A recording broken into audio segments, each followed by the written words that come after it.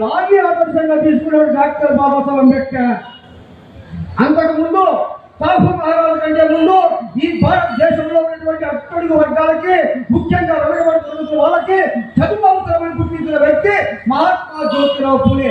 BC నాయకుడు అంటే ఈ దేశంలో మొట్టమొదటి చదువు కావాలన్న వ్యక్తి బీసీ వ్యక్తి, ఈ దేశంలో రిజర్వేషన్స్ ఉండాలన్న వ్యక్తి బీసీ వ్యక్తి.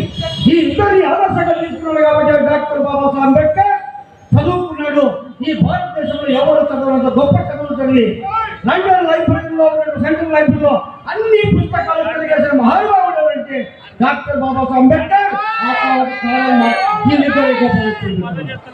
కాబట్టి భారతదేశంలో రాజకీయాల్ని అందరూ ఒక రకంగా అర్థం చేసుకుంటే డాక్టర్ బాబాసాహెబ్ అంబేద్కర్ మరో రకంగా అర్థం చేస్తున్నాడు. నాకు బతికించిన వాళ్ళు, నాకు కాదు చదువు చెప్పడానికి మొట్టమొదటి పోరాడిన వ్యక్తులు మా వాళ్ళ రిజర్వేషన్ ప్రవేశపెట్టే వ్యక్తులు బీసీలు కాబట్టి